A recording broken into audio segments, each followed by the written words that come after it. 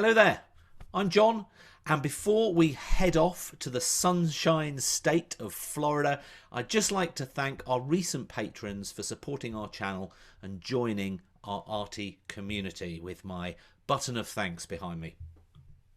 So thank you goes to Susan Barton, Julia Bunker, Cappy Schwab, John Andre, Teresa Sparaccino, Ellen Broadhurst, and Jan Adams. Thank you so much, and I know you'll just love the upcoming live art classes that you automatically get invited to. So today on this special patron show, we'll be joining watercolor fine artist Vlad Yeliseyev, live from Florida, as I said, where we're going to be exploring the importance of color layering in your paintings. Vlad originally studied at the Moscow School of Art before moving to the US in the 1980s. He's a renowned watercolor and plein air artist and has become a popular speaker and demonstrator at conventions across the US. I just know it's going to be a lot of fun today, so can't wait. If this is your first time watching one of these live shows, although you can just watch, they're actually designed for you to paint along with sometimes. So if you want to give it a go, the recommended materials, reference pictures, and all the various information on the class can be found on our website, shopkeeparty.com. You can also find a direct link in the description below. Without further ado, let's now zoom to Vlad. Hello, John. Hello, everybody. I'm coming to you, Vlad. You're not supposed to be here yet because we're zooming down to Florida. Hang about. Here we go. Hello from that Zoom. Here we go. Can we see Vlad down there? We're getting closer. I can see him leaning out of his window. He's going back in. No, there he is. I can just about see him. There he is. Hello, Vlad. Hello, I'm waving through my window. Through your window. How are you? I'm good. How are you, John? Yeah, very well. And believe it or not, this is our 8th show together. But we last hosted you back in March. So I take it you've had a really nice summer and year. Has it been good for you? It was a very busy summer, very filled with watercolors, paintings, plein air paintings. Wonderful weather in Europe. We went to Croatia, we went to Europe, and we were painting a lot. And to be honest with you, it was good time to travel. Not that many tourists were around, so no long lines to restaurants, etc., etc. It was just great.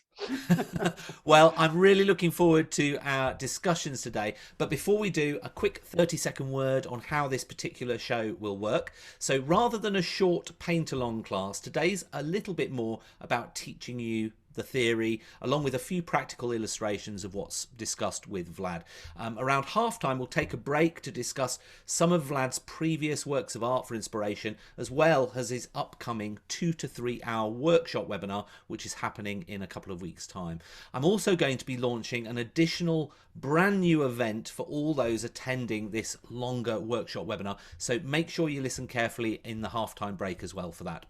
Finally, for those joining live, we'll complete the tutorial, after which you can then share examples of your work on our Facebook or Instagram page for feedback and comments. With that out of the way, let's now get back to Vlad and we'll make a start. So back with you, Vlad. I understand we're going to be talking about layering today. That's right, John. When it comes to layering, basically, I noticed when I taught in my school, when I opened in Sarasota, Florida, many years ago, that the concept of layering is actually not that simple one. My students, beginners, they were and intermediate painters, they were confused when to apply the layering, what stages they are on and what to look for. And so that made me thinking about how is it I can present in easier terms to my students the concept of watercolor painting in layers. And then it's actually occurred to me that we have to really think about the way we look at the object of depiction, be it in landscape, be it a person, be it it's like interior, doesn't really matter. It all boils down to how the light works on the surface. And that concept of breaking the light on the surface into different sort of aspects of when the surface turns towards the light, which will determine the layering, your layering approach to painting is something needs to be explained. And that's why I think almost every workshop I do, every time I teach, it's inevitable topic of conversation, explanation, and demonstration on my part. So, and that's why we decided to do this workshop, because we thought it's the most probably one which needs to be explained and shown, is that layering method. Basically, all I can tell you right now, and you know that it's going to be an upcoming workshop on, and we're going to Prague, and that view right behind me, by the way, that's exactly the view we're going to paint. And I pick up this view because it explains really in simple terms, or what we are looking at in terms of when the light hits the surface. And I'm going to talk about it to you today a little bit, so you would be kind of have a heads up a little bit into what is going on, what we're going to do. And I'm going to do a small demonstration here. It's not really a landscape or streetscape or anything like that. It's just a general idea. Basically, when we look at the scenery, we really have to dissect it into three important parts. Everything outdoors, when it's kind of during the daytime or even evening time, you can break into three important parts, which are lit area, midtones or shade area, and cast shadows. Basically, that's a very good insight into what to work and what to start painting your painting with. You see, the beginners, they just looking at the scenery, and sometimes they just try to copy what they see. And that is not the way professional artist works. When we are painting something, it is totally different look at the scenery around us. It's a kind of, remember I mentioned the word dissection, sort of, when you dissect the scenery into this this kind of more like scientific approach to the painting, you will immediately understand what to do next. And so basically, I always start with the lit area first. We all know that watercolor, and everybody told us the watercolor should progress from light areas to dark areas.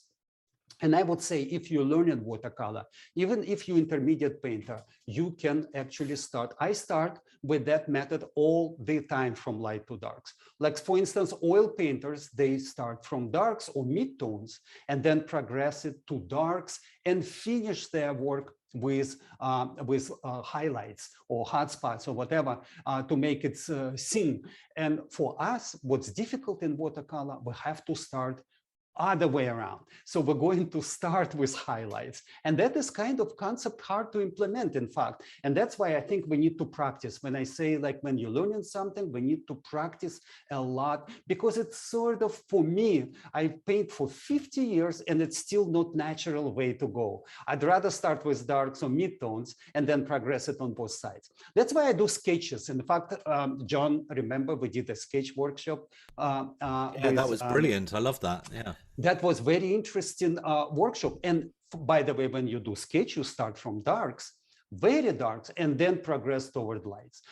Watercolor opposite. So the planning, that's what it's the key word here when we work with watercolor. It's kind of envision. If you would think about chess playing, probably I would say the professional chess player can predict or calculate, like, say, 15, 20, something like that, steps ahead. I can predict maybe maximum 3, and that is not enough to be called a professional chess player. Same thing in watercolor. When we start painting our watercolor, we already have to have an insight what's next. So basically, that is very, very important. So kind of envision your painting. How it's going to look like at the end of the process is very important.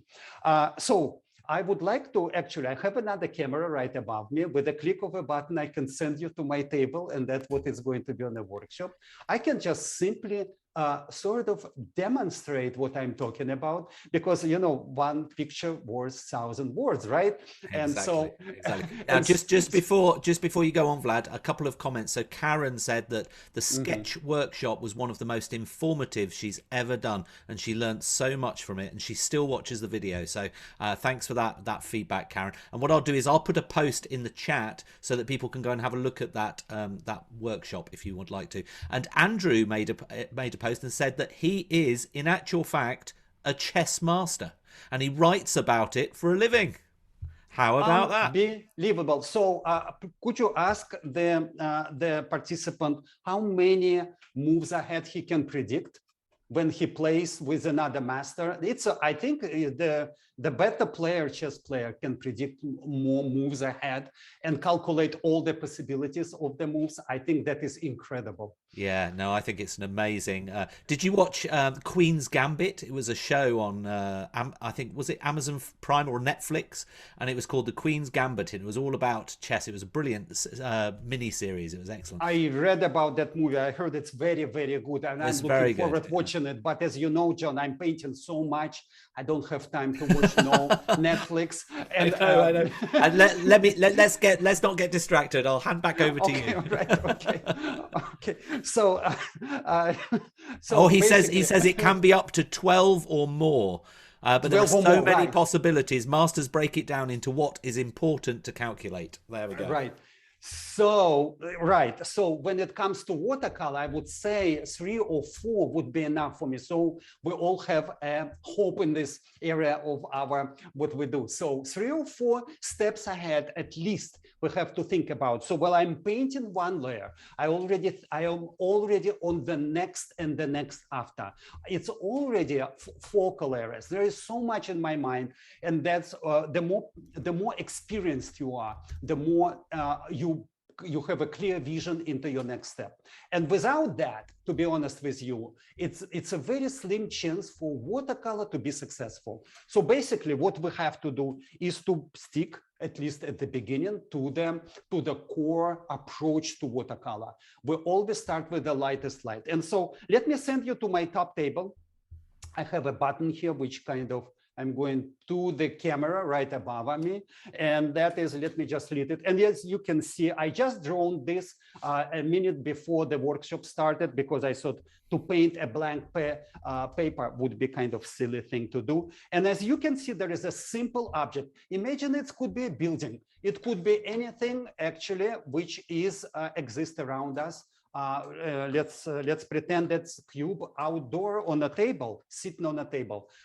What the beginners, intermediate painters sometimes think about is that, oh, this is I paint first. This is a lit area. That's what Vlad told me. And that is I will paint second, slightly darker, or otherwise. This is slightly darker, by the way. I'll paint it later and then cast shadow on the right. Let's assume that something lit from here would be painted the last one. And I would say, well, it's kind of right. That's what I said, but it's actually wrong.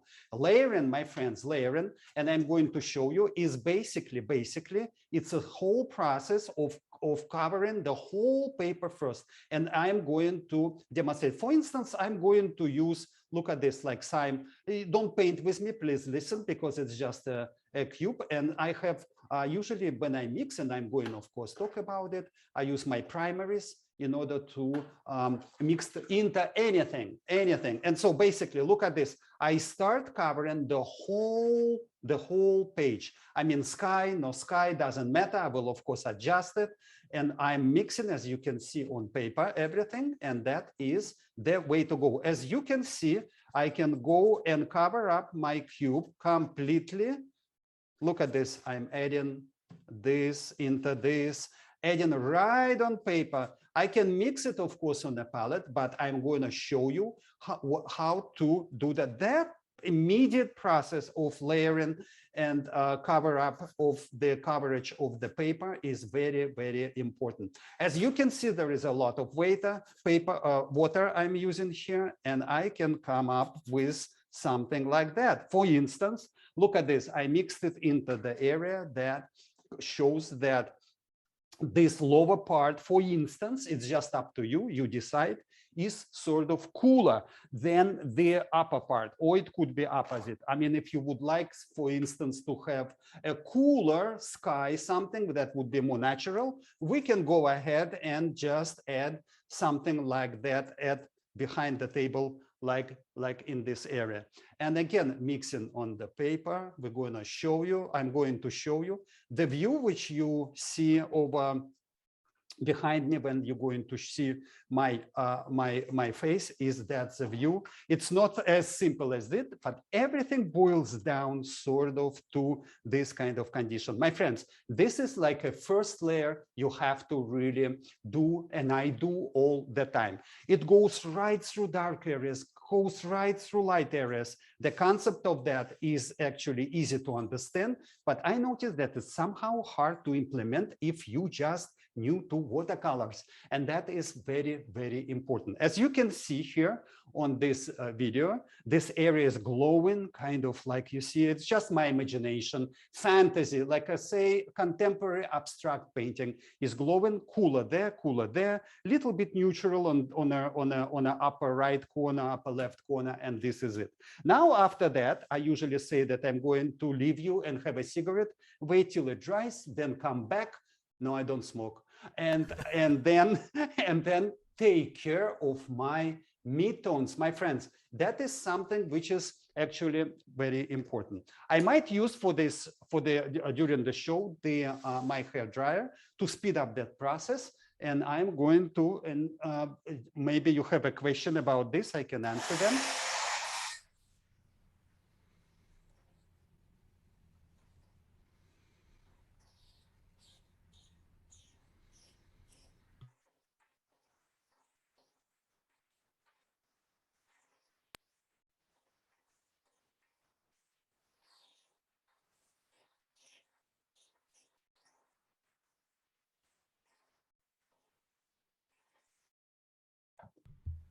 So basically, let me just go back to the front cam. So Sue's asked a question. On what paper do you typically use? I think it's usually Hahnemuller, isn't it? Yes, I'm now using Hahnemuller paper, and if you're going to sign up for the workshop, I would highly recommend a rough surface of paper. And because my next demonstration will be sort of in that regard, and I'm going to show you why I'm using a rough paper and how much that paper, by the way, Hahnemuller paper made in, I think it's European brand, which you can buy in America, because Hahnemuller, thank God, they opened the facilities in the United States for American market, and I can buy that paper here. I love that paper. It's, as you can see, that's the initial wash. I'm going a little bit later to go back to my table. You will see how perfect the wash is. There are no spots. Transitions between colors are absolutely gorgeous. When I discovered that paper, I was very happy, and I never looked back. I hope that paper will prosper and just grow in numbers, so I put to the rest it's of so my important. life. It's so important having good quality paper, isn't it? When you're it's probably one of the most important things. John, if I would say I would going to start my new business, be it in I don't know, landscaping, be it like I don't know, something like fixing, right? The first thing you do, you go and buy your tools. My friends, for us watercolorists, tools are very, very important. I mean, it's hard already enough to stay and paint it for long hours. If you have sometimes not good brush or something. In fact, I'm using British brushes, and the guys made it for me. It's a rosemary brushes, by the way. And if you are in Europe and you would like to have a brush, which is a quality brush, you can just go to their website and get something like this. When you buy them new, they're snow white. Oops, sorry, right is left and left is right. And after a while, they become tinted into this magenta kind of violet sort of kind of a cool color. And those brushes are excellent, and they are highly affordable, by the way. Very pointy when you need it, and very, very white tacklon. The fiber they're using are extremely sort of kind of springy, and that's what I'm asking for the brush. Another two types of brushes I'm using is Kalinsky brushes. And so this one is a Skoda, and this one is German brand. I think you can get it in Europe easy. And those brushes, exactly those brushes I'm using in my initial washes. The first layer, which I just showed you, was used with Kalinsky good quality brush. So yeah, I think it is dry already now. Now we have another question from Dr. Yes, Stein, who says, do you start with transparent watercolors? I mean, you're already on the Christmas mug, I see. Yes, it's a Christmas mug. It's in fact my favorite. I use it year round. And I don't know, somebody presented me, like, you won't believe it, maybe 15 years ago. I'm still using really? it. It's a whole set of Christmas mugs. And I don't know, I think that my day, you know, we have little habits. I have like lots of not good ones, but this one is okay, which is says if you start your day with this one, I think it's a Rudolph mag, which I keep right before workshops. That's the only mag. That's the only time I use Rudolph before my workshop. And if it's clean waiting for me, I think everything will be fine. I know we're not perfect. I mean, this is weird stuff. So transparent watercolors. Transparent watercolors, right, my friends. It's hard to find bad watercolor these days. Basically, when you go into store to buy something, you will see the price differentiation. If the watercolor is too cheap, if highly affordable, probably it doesn't have a high content of pigment. So stay away from those. There are a few brands which are actually, I would recommend you to use. Daniel Smith is highly recommended, I would say. I'm using the brand of watercolors which are called American Journey right here. These watercolors, I'm working with them. In fact, the folks there made a few colors together with me, and I'm using them highly. Like, for instance, cadmium red light you're looking at, we were working together to create a very, very intense red color. And these folks, American Journey people, they really have colors I use. We all like our own colors, and that is actually very important, to go and buy colors which you use at one place. I don't like to shop around and find this color there and this color there, so I'll just go there and this. Now, when it comes to professional colors, transparency is actually a good thing, and you basically more or less guaranteed no matter. So if you want more transparent watercolor, use more water in your mix. That's basically a lot of mistakes my students make when they're using not enough water. Think about it, the word watercolor, we have to use enough water. We have to mix enough water on our palette to make that big wash happen without go and remixing. Did you see what I did? I put a lot of color on my palette and I used it all. I ran out of blue. That's too bad, Vlad, but basically it was easy to replace. So some people say, like, say yellow ochre is not transparent, I'm going to garbage or whatever, I don't know what it is. I say just use a little bit more water and everything will be fine. Light colors like cadmium reds, yellow ochres, cobalt blues, these colors we're going to use in the lid area. They're bright, intense color watercolors. Use a lot of water and you'll be fine. When it comes to the vibrancy, transparency, it's the paper which is behind the watercolor wash, which is showing itself.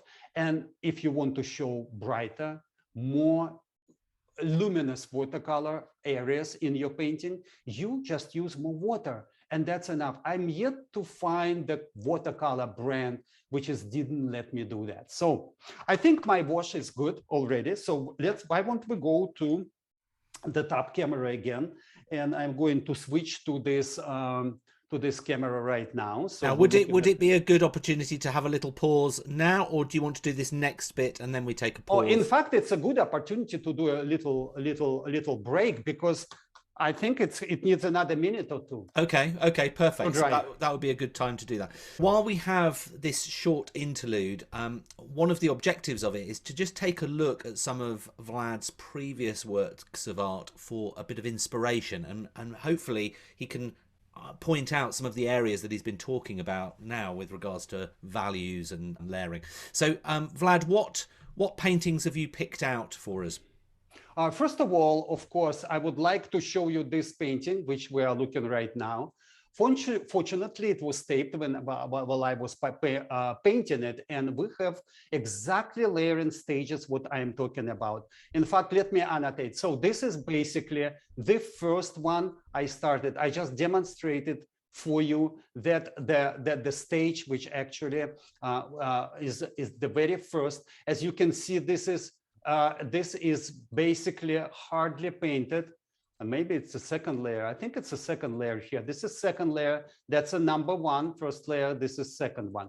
But as you can see, I'm gravitating from light. I started with this one and then gravitated toward this area like a second one. So basically after that, only if it's dry and it's ready, I'm thinking about this layer, as you can see, a little bit darker one, as sort of texturizing the surface a little bit, giving half tones to the lit area altogether.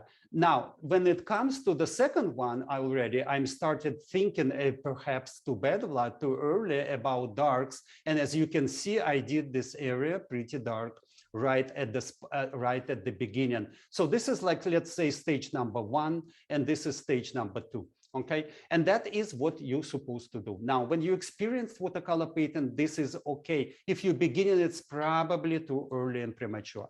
So basically, let me also stop sharing this one, and I'm going to share with you another something which is done before. Let's say I can, let me just put this one.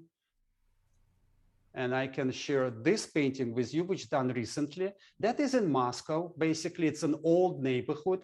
And you can see the kind of shimmering quality of light in this painting. That's what we are talking about. To achieve this kind of luminosity, especially in the, let me annotate it, especially in this area, it's got to be done in layers. And this area right here, you see the dot I put it here? That's how I finished actually my painting. So let me clear all of this. Let me pull out something else. Let me find something. The latest one, my latest workshop was actually another painting. I'm going to share the screen with you.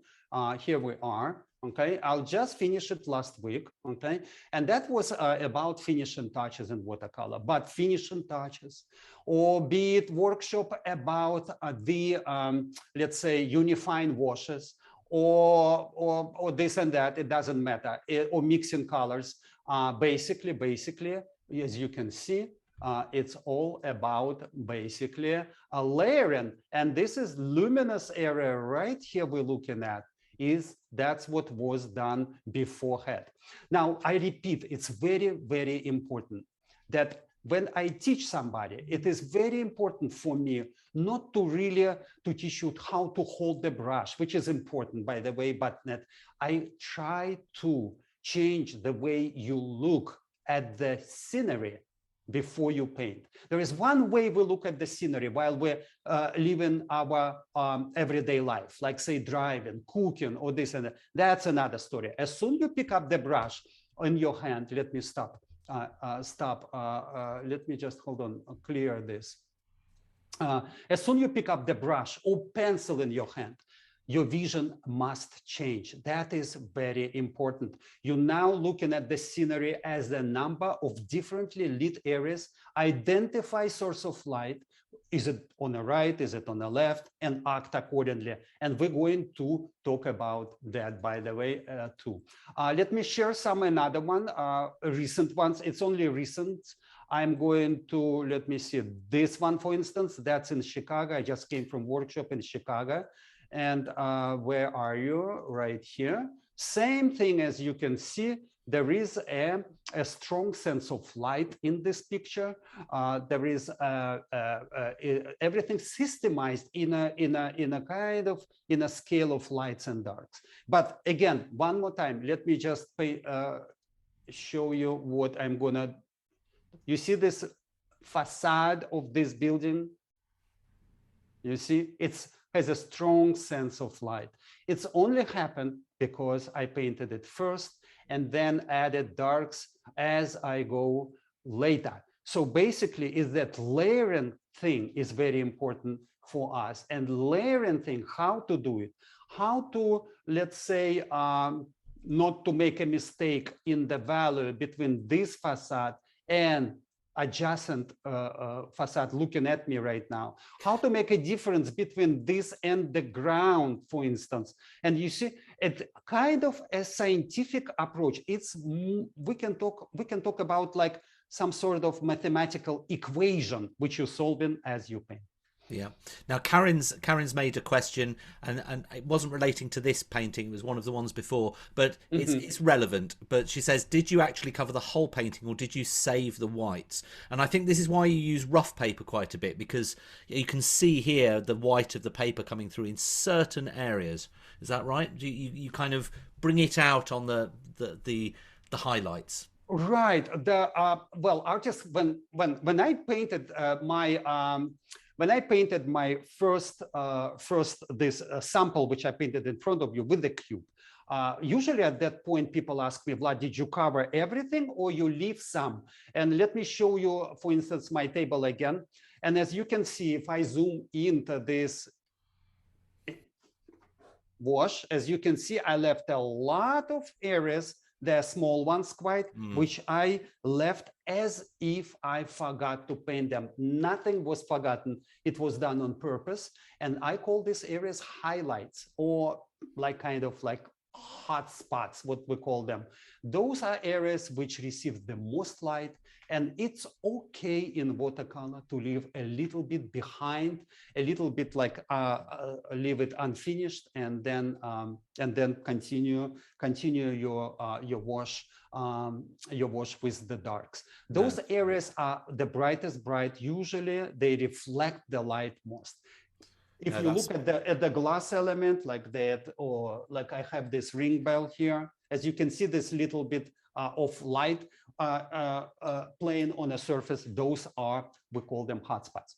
No, that's fantastic. And didn't those paintings that Vlad very kindly share with us, didn't they look amazing? And in the chat, let me know which one impressed you the most, and what you think of how Vlad approaches layering in his work, because it is stunning, I think. Also, if you're watching the highlights of this tutorial on YouTube and you're loving the art that you're seeing, we'd really appreciate it if you could hit the thumbs up. YouTube then recommends this show to more viewers, which in turn helps us with our mission to inspire more people to give art a try. So thank you in advance. Now let's get back to Vlad, and we're going to discuss now. He's talked about it a little bit and intimated a little bit about it in the first half, but what we're going to be covering in a few weeks, rather than a short show like this one, our longer workshops progress step by step at the pace of our attendees. They're designed to be fun but also informative and take about 2 to 3 hours, but there isn't really a time limit on it. We make sure that we're going at your pace and that we can accomplish what we've set out to do, and it helps you to pick up really useful tips and tricks for improving your art. And Vlad is such a knowledgeable, as a lot of you know, such a knowledgeable professional. Now, what's more, you'll also receive a complimentary invite if you attend this workshop to our all-new end of month roundtable event, which I'll explain when I talk about how you can book a place in a few minutes time. So Vlad, tell us a little bit more. You've obviously shown the picture behind you of Prague, but maybe you can just talk about some of the things that you're going to be explaining in that longer workshop. Yes, as you can see, as opposed to this simple cube, which I was demonstrating for you. This scenery behind me is quite complicated. So basically, to sort the things out in this view, that's your best friend, the layering, the understanding what comes after what is most important in that series, in this view, in this scenery, what you would like to highlight. Everything will be explained in a workshop. We're going to talk most about actually also about the focal areas, which are very important. And that is actually connected to the layering method. When we're talking about focal areas, it's also a sort of gray area for beginners and intermediate painters. They're not really sure what to do about it, what is focal area and how to make it highlight in the whole painting is kind of sort of elusive. And because it is connected, I would say, to the area of interpretation of the scenery. You see, it's not just like really copying anything you see. It is also a view, your personal view, your personal look at what you're looking at, which is very important for the artist. That is, I don't see a lot. Professional painters probably do that, and mostly it's kind of in a way of detraction from the painting rather than an additive thing. So we're going to talk about that. That is very important. And of course, some detailing and everything is going to be done. Also, I would like to pay attention to the hard soft edges. We're going to talk about a lot while we paint this view. Wow, John. There's going to be a lot of stuff covered there. So information. Thank you for right. that. Yeah, totally. And if you want to join us for this event, it's taking place on Thursday, the 18th of November. It's a couple of weeks' time, and it'll be at a slightly late time, 3:30 in the afternoon UK time. Spaces are limited, and you can either book by clicking the pop-out link, which is just here, or I'll share my screen now, and I'll show you how to find it on our website. Although these events are great value, we've also got a further 10% discount for our patrons as well. So let me just share my screen. So you head over to shopkeeparty.com and you click on the live events section at the top, and if you just scroll down, and you can see Vlad's thing just there, but we'll just skip that a little minute, and I'll just do a little teaser with this workshop round table, which I will cover very shortly. So if you click on Vlad's event, see details, and then it explains all about his workshop. A lot of you will be familiar with this anyway, but it shows you what you can what you'll be covering, some of which Vlad's obviously covered, shows you the reference photo and all these things, and the sketch. They'll be sent out the day before on email so that you can print it out and you can do the sketch if required before the workshop starts. The materials that you need, and then if you scroll up, that's the link there to book a place via Vlad's shop. Or if you are a patron, you get a special 10% discount with that link too. So you go over to Vlad's shop, you can either book a place on the live webinar, or if you can't make the live webinar, you can book the video only. And if you're on Vlad's webinar, you can either book the webinar or the webinar plus the video at a special price there. Simply add it to cart, and when you check out, although it's in pounds, your local card or bank will convert it to your local currency there.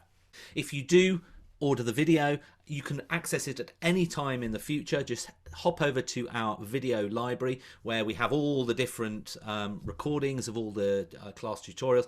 Search for Vlad on the drop down, and there you can see all the different workshops, and you'll be able to find the one that is obviously coming up. Obviously that's not there yet, and this one is the Sketch Like a Pro. This is the one that we were talking about earlier, and you can even click on the link to see all the shared artwork, or in this case sketches, from all the different people that they did during the workshop with Vlad on that one. So, and you can purchase it and watch the video as many times as you want. Now, I mentioned earlier about this round table. So what is the round table? Do have a look at our website. It explains a little bit more about it. But anybody that has attended a workshop, so if you attend Vlad's workshop or if you purchase the video, you will get an invite to this round table event. And it's anybody that's done a workshop in the previous month gets invited to this as an open Zoom. We invite all the professional artists to attend as well. They may or may not be able to make it, but we'll have everybody there, and you can we'll look at the art that's been shared on Facebook, and hopefully that will be a really nice, we're going to try it out this month and see what it's like, but we want it to be a really nice community experience, so hopefully you'll enjoy that. Right, so now it's time to go back and rejoin Vlad. If you're watching on YouTube, you'll now hear some music as the rest of this tutorial speeds up. Like the other special patron tutorials we broadcast, these live shows and their full-length recordings can only be watched by those that support our channel and help us to keep bringing world-famous artists to you every week. Anyhow, I hope you've been inspired by what you've seen today, and that we'll see you at one of our upcoming live events in real time next time. Goodbye.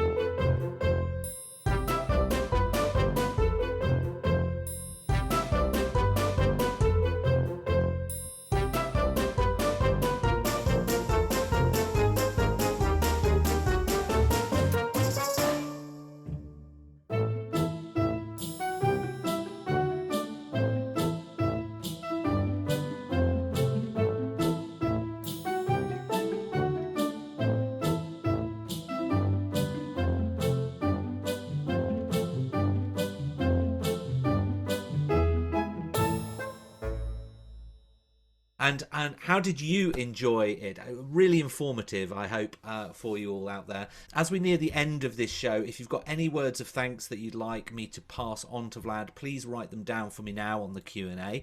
Also, Vlad and I'd love to see some examples of paintings that you've done where you feel you've used layering effectively. It could be anything. Just the post is already on our Facebook page relating to this class, so share a painting where you felt pretty proud of how you used the layers, or you captured the light in a certain way, and just explain what you were trying to do. It'd be really interesting to see. Obviously this now brings it to the end of the show, but I'll go back to Vlad and I'll read out some comments that we've had. Karen said Vlad's work is incredible, and I've taken several of his workshops, and the rosemary brushes make a huge difference as well. Trina said many thanks to Vlad and to our host John. Vlad's always the best and is a true teacher. He's fun, a great morning, and a much needed break for me right now. I look forward to his workshop later in the month. Thanks, Trina. Karen, fantastic as always. Vlad makes it sound easy and is so informative and gives such fantastic advice. Can't wait for the workshop. Chris said thank you. Bobby, very inspiring. Thanks for giving me something simple enough to make an interesting painting.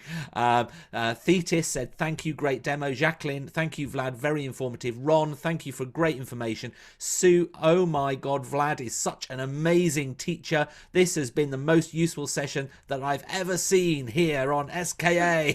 Love, Vlad. Wow, Sue, that's a good one. Judy, a wonderful tutorial. Thanks so much for sharing your professional expertise. Karen, looking forward to Vlad's workshop, ready to move to the next level in my painting. Thank you for this insight. Well done, Karen. And Zora, thank you. Perfect tutorial. Tracy, thank you so much, Vlad and John. Enjoyed it immensely.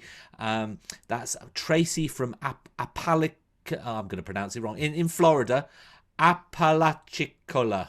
Apalachicola, right? Okay, That's a sorry. wonderful area, right? Oh my goodness! First time I've seen that. Is it a town, a city? I don't know. It's an area.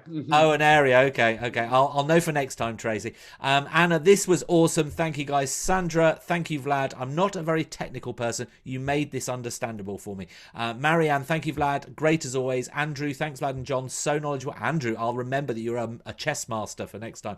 Janice, thanks, Vlad. Tan, awesome.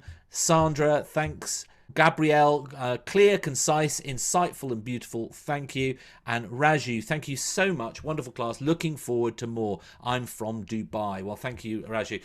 Wow, so some really great feedback. I think that was really lovely. And thank you so much, Vlad. And by the way, if you love watercolour fine art, which you probably do, seeing as you're here with us today, we've got a great 2 to 3 hour workshop with Belgian artist Amid El Haddad in 30 minutes. So if you've booked that, I'll see you up very shortly, where we're going to be painting the Eiffel Tower, so can't wait.